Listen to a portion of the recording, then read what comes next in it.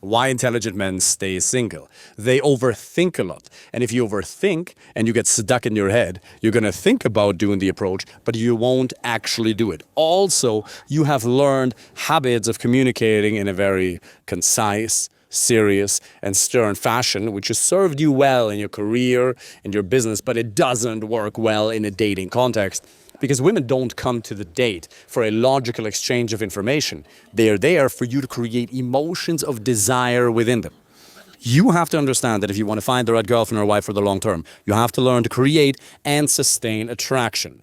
Attraction is not a choice. It is something that's involuntarily felt through emotions. So if you don't learn to create spikes, positive as well as negative emotional spikes, you won't stand a chance at standing out and differentiating yourself in your communication. In the previous video, we talked about the idea that there is no competition, right? There's nobody who can compete with you. It is a very useful mindset to adopt. It has a lot of utility, even though it's based on semi-grade or even bad evidence.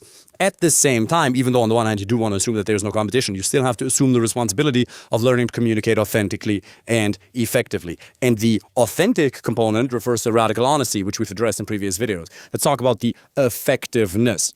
You stay single, not because you want to, but purely because you lack the ability to communicate with the right target audience in a way that generates emotional relevance for her. In Germany, there's a very famous speaker called René Bourbonus. He talks about relevance. If you're talking to somebody, you need to learn to create relevance. Now, one thing that's important is you never want to change your style of communication to suit the individual that is in front of you. You only ever tailor your communication to the context, but never to the individual that's in front of you. Because if I change how I talk to Stephen versus Joe, Sarah versus Anne, well, who am I? I'm like a flag in the wind and I have no substance. Because if I change how I communicate to please the people around me, then who am I? And what's even authentically me? So on the one hand, you should have your authentic communication style that you just do, right? That is just you. For some people, that's going to be a little bit more energy. For some, that's going to be a bit calmer, a little bit more grounded, some are more extroverted, some are more introverted. That's all fine. But the principles behind it that generate attraction, they have to stay the same. So let's talk about creating emotions of desire. If you understand that in the beginning you have to create comfort, rapport, you want a flat line. You just want to ask questions, right? Stephen Covey, in his book, How to Make Friends and Influence People, one of the most fundamental laws is if you want to get people to like you, you ask them questions. And that works well in a general social context. And you do want to do that to an extent on the date, and that's fine. But during the initial approach, it is your responsibility to assume the burden of the conversation. Contrary to what you've been taught, you actually do want to learn to overshare. You have to assume the burden of the conversation, because imagine you're walking down the road and a homeless person walks up to you and asks you, excuse me, what's your name? David. Okay, what's your job? What, I have an online business. Where do you live? What do you do? Who are you? Why should I tell you that? What have you done to earn the right for me to tell you that? It's the exact same thing on a date, or especially during the initial approach. You have done nothing for her to need to give you those details. You were in a taker position.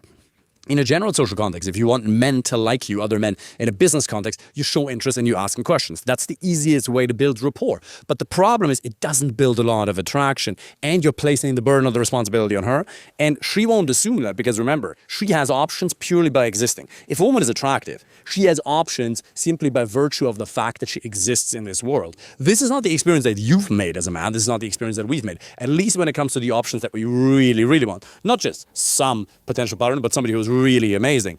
But she has options. So she'll never have to put in the effort. It is your responsibility. And now a lot of men complain, yeah, well, why is it my responsibility? Women should come to me. They should already know how great I am. Why? She can only ever know about you what you have communicated. Understand this. It sounds trivial, but it's true.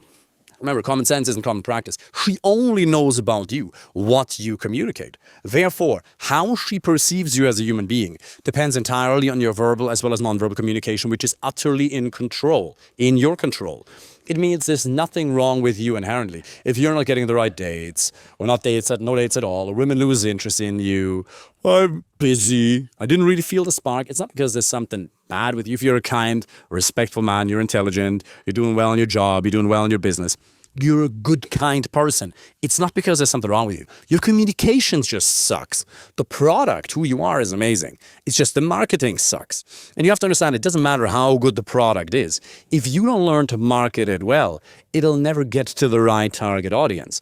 Now, on the other hand, there are some people who have fantastic marketing, great communication skills, but it's all just hot air. There's nothing behind it.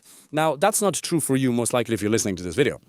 You are already somebody who is a man of substance, who's done the things to earn his own self-respect and the respect of other men as well as women. But the problem is that alone isn't enough. You can be a nice guy, you can be kind, you can be caring. That alone is not enough. There's an element of masculinity which is lacking in your communication. So in the beginning, you want to have comfort, but then you want to create emotional spikes. How can you create an emotional spike? Well, you can use compliments, for example. You have the cutest facial expressions when you're trying to explain something.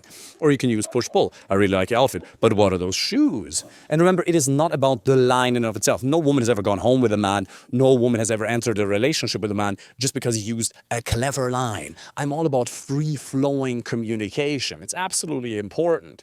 But remember, a piano player has to learn the chords and the songs and read notes in the beginning. We all need structure in the beginning. In martial arts, you need structure in the beginning. And then the more advanced you become in that particular realm of competence, the better your skill gets, the less you need structure, the more you can free flow. But some structure is really good in the beginning, and then eventually you want to put yourself, here's the ultimate key, you want to put yourself in the right emotional state where you can free flow and make it up in the moment. Because here's another key, by the way. Do you want another gold nugget? Here it is. It is not about the actual precise content of your words. Yes, they matter. But what matters more is that you speak with conviction. It's really true. Look at some of the greatest leaders in the world.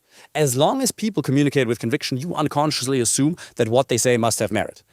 Actually think about that for a second, how dumb we as human beings actually are.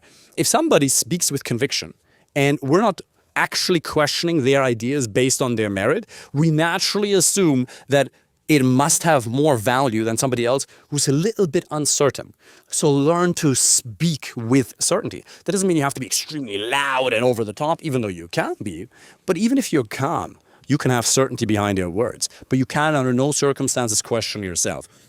Because the greatest gift you could ever give a woman, or your business partners, or your employees for that matter, is certainty. If you're going to be a leader of your life, of your business, in your job as a manager, in a relationship, which by the way never means telling her what to do, it just means providing a vision and saying let's. The greatest gift you could ever make anybody is certainty.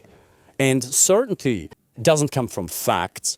There's no objective truth that provides ultimate certainty because you don't know that you're not going to get hit by a bus tomorrow. You don't know that the date is going to go well. You don't know 100% that she won't cheat on you. You don't know 100% that she'll stay together with you forever. You don't know any of that. But what you want to do, obviously you want to choose the right woman to decrease the probability to a minimum that she'll cheat, to increase the probability to an absolute maximum that you'll stay together forever. You want to do what you can. But then there's an element of faith, right? Believing in God, believing in yourself, believing in life. Ultimately, certainty comes one from your mental and emotional state and the habits you have to generate that at any given point in time, as well as your beliefs.